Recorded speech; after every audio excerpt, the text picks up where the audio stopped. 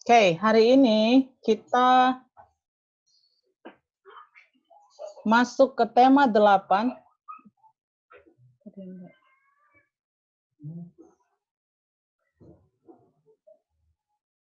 Tema 8, keselamatan di rumah dan perjalanan. Ini tema 8 kita, yang kemarin subtema 1 dan subtema 2 itu keselamatan di rumah. Nah, ini yang subtema 3 adalah aturan keselamatan di perjalanan. Ya, coba perhatikan baik-baik ya. Pasti kita semua sudah pernah pergi jalan-jalan ya, jalan-jalan waktu kalian kelas 1. Waktu kalian kelas 1, kita kan jalan-jalan ke Tenggarong waktu itu. Masih ingat kan? Naik bus kan waktu itu kita ke Tenggarong. Nah, kita akan lihat ini ada teks bacaan aturan keselamatan di bus. Coba David baca dong, Fit. Hah? Apa, Mem? Baca, dibaca. David baca. Mana? Hah? Aturan keselamatan di dalam bus. Oh, perjalanan. Aturan keselamatan di bus.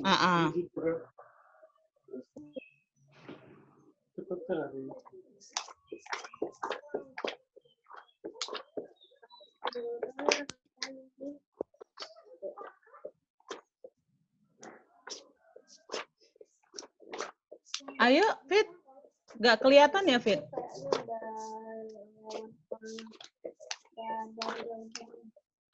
Ini Fit yang di teks, yang di handphone. Kamu nggak bisa baca yang di handphone?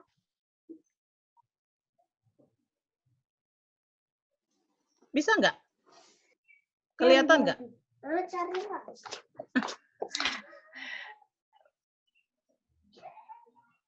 Queen Sarah deh, Sarah baca dong, Sarah. Kelihatan ya, Sarah? Aturan? Ya. Oke, silakan Sarah. Semua orang pernah melakukan perjalanan menggunakan bus. Ada aturan yang harus dipatuhi selama perjalanan. Kita harus tertib dan tidak saling dorong saat masuk kelas bus. Setelah di dalam bus, kita duduk di kursi masing-masing. Sebelum berangkat, kita harus berdoa kepada Tuhan. Selama perjalanan, kita tidak boleh mengeluarkan anggota tubuh melalui jendela.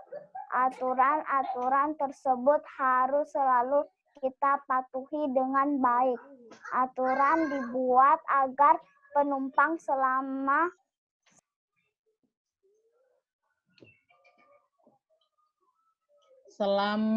selama perjalanan. Selain itu, penumpang bisa menikmati perjalanan dengan tenang. Perjalanan terasa aman dan nyaman jika kita mematuhi aturan. Oke, sip. Dari teks itu, Clarissa, apa tadi salah satu aturan supaya selamat ya? Dari teks itu. Apa tadi dibilang? Jangan mengeluarkan anggota tubuh melalui jendela. Kalau kamu naik bus, jangan keluarkan anggota tubuh. Kemudian,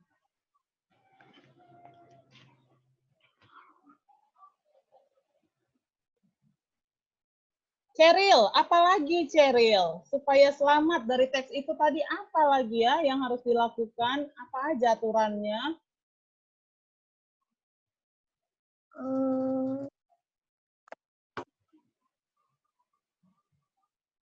Dari teks yang sudah dibaca temannya tadi.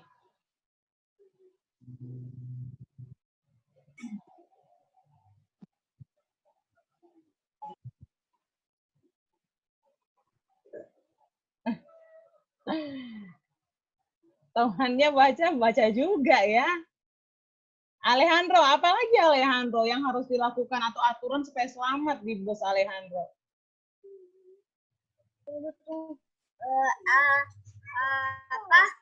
Tidak saling dorong saat masuk bus. Kalau ke bus jangan dorong-dorongan katanya, nanti keinjak temannya, jatuh temannya. Ya. Baru apalagi Beza supaya selamat ya tadi katanya. Duduk di kursi. Kenapa? Di kursi masing. Ya? Di kursi masing-masing dengan baik. Duduk di kursi masing-masing. Busnya lagi jalan, kamu jalan-jalan juga di bus, tiba-tiba ngerem, wah, jatuh deh ke depan. Itulah contoh-contoh aturan keselamatan kalau kamu lagi di perjalanan atau di bus ya. Oke, kita lanjut.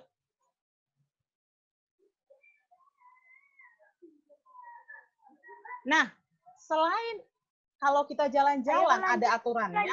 Nah, huruf kapital juga dalam penggunaannya punya aturan dong tentunya ya. Yang lalu-lalu kan sudah dipelajari harus digunakan untuk nama orang, nama tempat, ya, kata ganti Tuhan. Sekarang ada yang lain. Untuk apa? Penulisan nama tempat. Nih contohnya. Jadi kalau kamu mau nulis nama tempat, ingat jangan huruf kecil.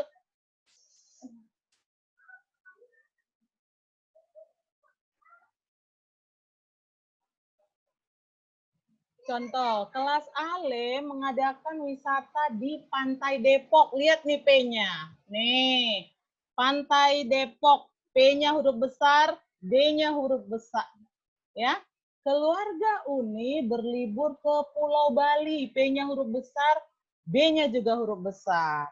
Nah, seandainya ada tulisan seperti ini, Made mengamati letak Selat Bali, ini tulisannya masih belum benar.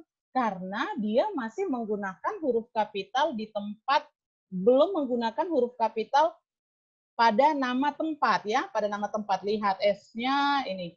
S-nya masih huruf kecil, B-nya huruf kecil. Harusnya kita buat Selat Bali. Mersya, coba dulu buat saya tinggal di Balikpapan, harusnya gimana cara nulisnya? Mersya, lihat ke sini. Saya tinggal di Balikpapan, gimana?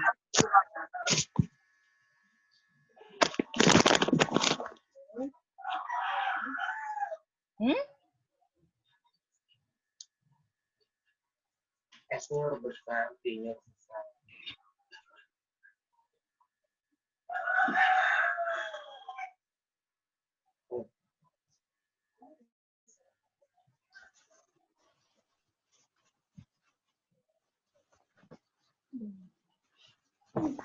Cantika, gimana kalau saya tinggal di Balikpapan, Cantika? Gimana kita harus menulisnya ya?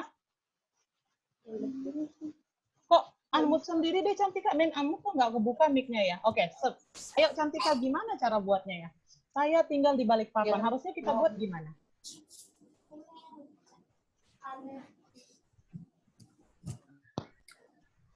Pakai huruf kapital, di mana kita harus buat huruf kapitalnya Cantika?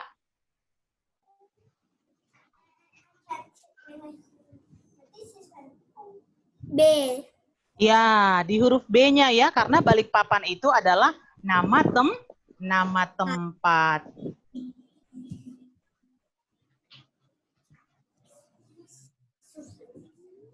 Oke, kita lanjut.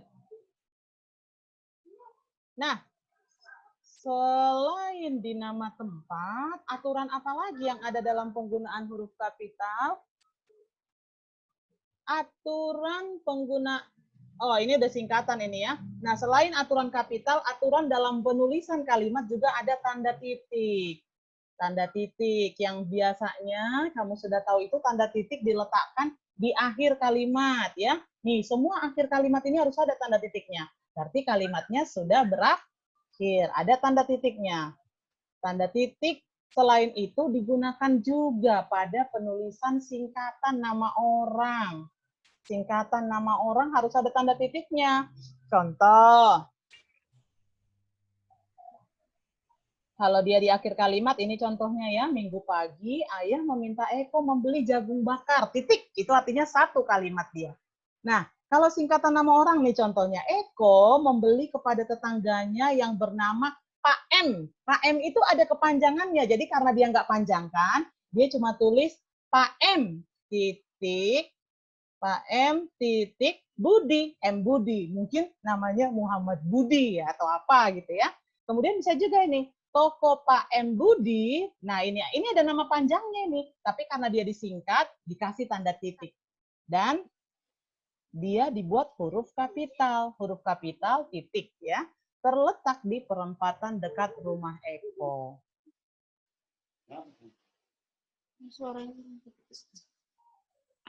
Contoh lain, nih contoh yang lain.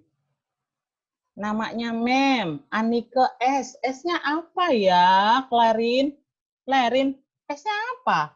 Clarin tahu kah? Tahu. Enggak tahu ya? Apa? Tahu. Apa itu S-nya? Kenapa dikasih titik? Apa? Tinjak. Sitinjak. Anike Sitinjak dikasih titik, huruf besar baru dikasih titik.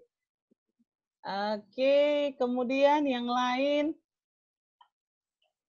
Nih, M Hatta tadi kayak Bapak itu ya, Muhammad Hatta dikasih titik. M-nya huruf besar kasih titik Muhammad Hatta. Itu adalah contoh penggunaan huruf kapital dan ada titiknya untuk singkatan nama. Jadi harus ada aturannya ya. Harus ada aturannya, nggak sembarangan. Oh, saya mau tulis David Karamoy, David K, K-nya huruf besar dikasih titik. Gracia Panjaitan, Gracia P titik Panjaitan artinya. Mozalin L titik Mozalin Lumbantorua. Ini siapa lagi? Queen B, Queen Bolung artinya. Queen S titik Queen Simajuntak. Gita D titik Gita Duha.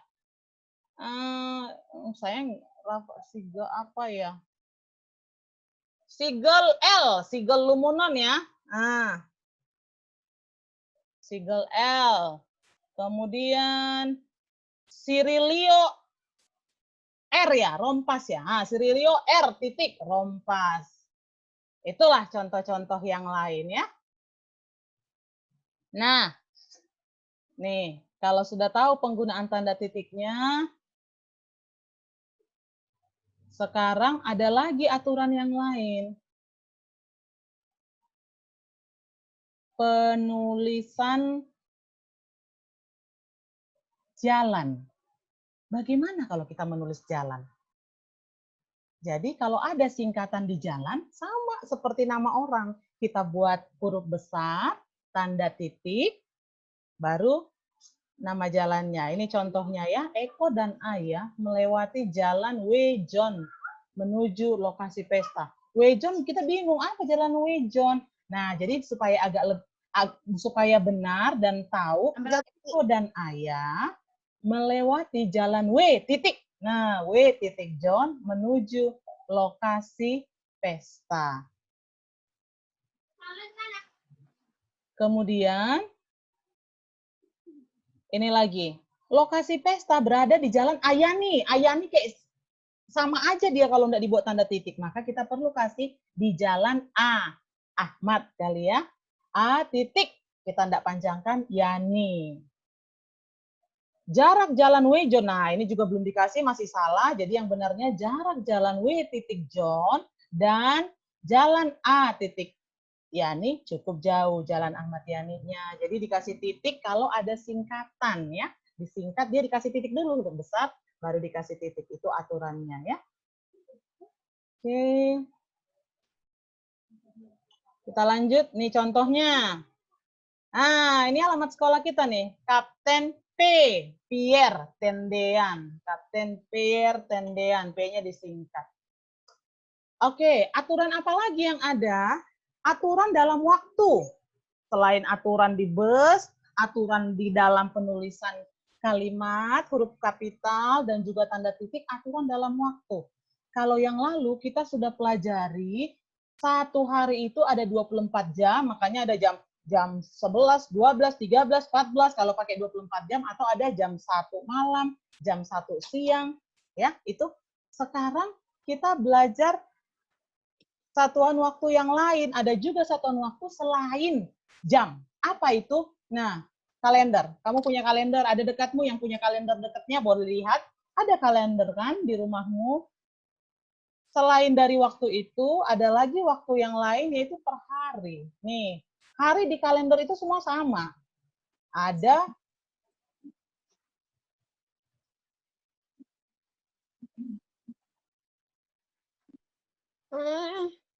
Makan.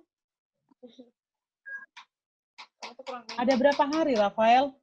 Satu minggu, Rafael? Satu minggu. 7. Ada 7 hari dalam seminggu ya. Dalam seminggu sama kita semua, ada 7 hari dalam seminggu. Nah, dalam seminggu ini 1, 2, 3 itu hari berulang terus. Kalau sudah selesai 7 hari, masuk ke minggu berikutnya. Masuk ke minggu ini, sama lagi harinya. Masuk ke minggu berikutnya, sama lagi harinya. Hari Minggu sampai hari Sabtu. Masuk ke minggu berikutnya, sama lagi dari hari Minggu sampai hari Sabtu. Minggu. Minggu itu yang kayak mana? Satu minggu ada 7 hari. Hari Minggu, hari Senin, hari Selasa, Rabu, Kamis, dan Jumat. Ketujuh ini namanya satu minggu. Ketujuh nama hari itu namanya satu minggu. Satu minggu ada 7 nama harinya. Tapi Kak, kalau harinya masih 3, apakah dia satu minggu? Oh no, tidak. Belum ya, tunggu dulu. Apakah harus dari hari Minggu, Mem? Oh tentu tidak. Boleh juga. Misalnya, kemarin, Mem, saya mulai tugasnya dari hari Rabu. Berarti supaya 7 harus kita jadikan dia 7. Rabu, Kamis, Jumat, Sabtu, Minggu, Senin, Selasa. Jadi sampai Selasa 7 harinya itu satu minggu juga. Ya, 7 nama harinya itu satu minggu. Nggak mesti harus dari hari Minggu. Oke. Kemudian, dalam satu bulan, nah kalender kita itu kan ada bulan. Sekarang kita ada di bulan apa sih, girl? Sekarang kita? Sih, girl.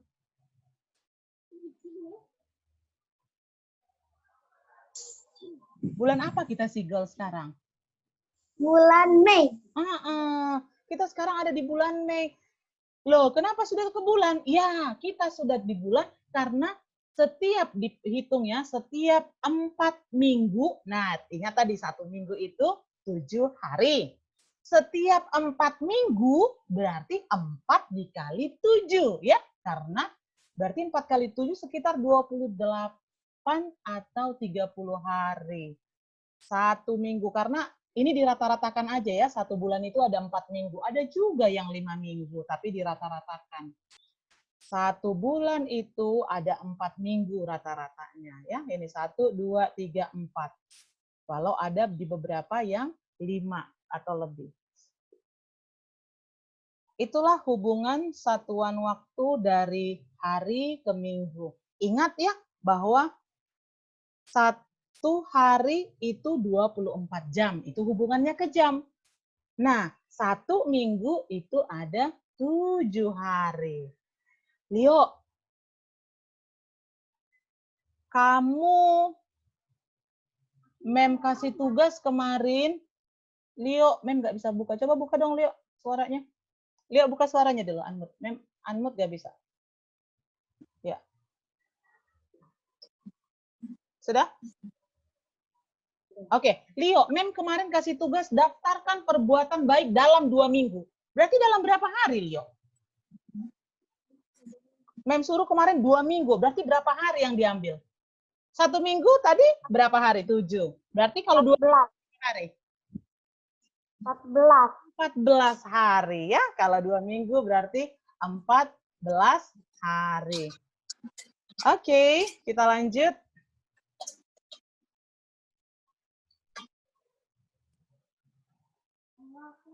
Mengubah satuan waktu. Nah, lama kegiatan dalam seminggu bisa dinyatakan dalam satuan minggu, bisa juga dinyatakan dalam satuan hari. Kita lihat ya contohnya. Keluarga Uni berlibur selama 4 minggu. Berapa hari itu 4 minggu? Oh, berarti kita harus kalikan. Tadi 1 minggu itu berapa hari? 7 hari. Nah, ini dikatakan mereka pergi berlibur 4 minggu. Berarti 4 minggunya. Berarti 4 dikali 7 hari. Jadi berapa hari mereka berlibur? 28 hari. Itulah cara mengubah minggu ke hari. Contoh yang lain. Made akan mengikuti lomba menari. Made berlatih selama 2 minggu. Nah, ini udah dijawab tadi nih sama si Leo. Berapa hari itu 2 minggu? Gampang ya, berarti 2 dikali 7 sama dengan 14 hari. Sudah dijawab sama Leo tadi yang kamu Mem kasih tugas perbuatan. Daftarkan perbuatan baik apa aja yang dilakukan dalam 2 minggu aja. Terserah mau dari tanggal berapa sampai tanggal berapa. Pokoknya 2 minggunya berarti 14 harinya. Gitu ya. Next, kita lanjut. Nah, dari hari ke minggu sudah bisa kita tahu, sekarang kita mau ubah dari 1 hari ke minggu yang lain. Caranya diapain kalau mengubah cari minggunya? Kalau tadi kan mau cari harinya dikalikan. Kalau mengubah cari minggunya diapain, Mem? Nih, lihat. Eko dan teman-teman dapat tugas sekolah. Tugas sekolahnya dikerjakan 28 hari. Duh, gimana cara cari minggunya ini ya? Berapa minggu itu kalau 28 hari? Nih caranya. Caranya lama mengerjakan tugas sekolah adalah 28 hari. Untuk mencari minggunya 1 minggu 7 hari. Jadi diapain? Oh, kita bagi ke 7. Tadi kan kalau kita mau cari berapa hari itu tugasnya. Kalau Mem suruh 2 minggu, berarti dikalikan ke harinya. Nah, kalau mau cari minggunya, berarti kita bagikan. Nih, dibagi 28 dibagi ke 7. Kenapa bagi 7, Mem? Karena 7 hari dalam 1 minggu. Kita mau cari minggunya. 28 bagi 7 itu sama dengan 4. Berarti dia 4 minggu mereka harus selesaikan tugas tersebut. Oke, cara lain. Soal yang lain. Made akan mengikuti lomba menari. Lomba menariknya 42 hari. Duh, makin banyak nih. 42 hari itu berapa minggu? Sama caranya. Bagikan saja dia ke 7. Ya, bagi 7, maka akan dapat 6 minggu. Cici dan teman-temannya mengikuti lomba menyanyi. Mereka berlatih menyanyi selama 35 hari. Berapa minggu mereka latihan bernyanyi? Oh, mereka latihan bernyanyi 5 minggu karena 35 bagi 7 sama dengan 5 minggu. Presi. Buka mic-nya dong, Presi. Mem nggak bisa buka. Presi, buka dong mic-nya. Presi yang Mem suruh buka ya. Presi, kita di rumah sudah nak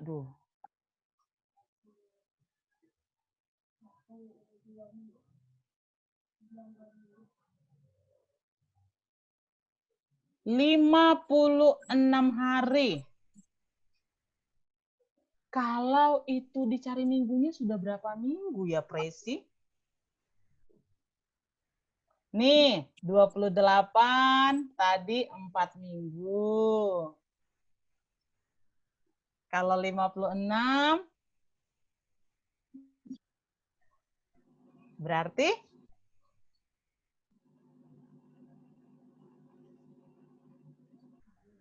28 tambah 28, 56. Berarti sudah 8 minggu. Kok Mem nggak dengar suara Presi ya?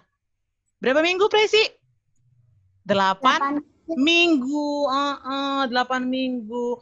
Tadi 1 bulan berapa minggu tadi Mem bilang? 1 bulan? 4 minggu. 4 minggu. Berarti kalau 8 minggu kita sudah 2 bulan di rumah ternyata. Ya, kita sudah belajar dari rumah selama kurang lebih 2 bulan. Oke. Supaya nggak kepotong, nanti lagi asik-asik ngebahas, kepotong. Di waktunya Mem sudah mau habis dia. Nanti masuk lagi ya, nanti Mem kirim lagi dengan ini. Minta tolong, kalau sudah bisa masuk sendiri, boleh masuk sendiri. Yang belum bisa, minta tolong mamanya, masuk lagi ya. Masuk lagi, jangan jadi nggak masuk lagi. Ya, karena nanti di akhirnya Mem akan kasih latihannya. Masuk lagi. Setelah ini, masuk lagi, karena nanti kepotong. Kita lagi asik, Mem lagi asik tanya-tanya, tiba-tiba langsung live hanya 40 menit dia. Ya. Oke, Mem akan live dulu. Yang bisa langsung masuk dengan nanti Mem cek dulu, sama nggak seperti yang tadi. Oke.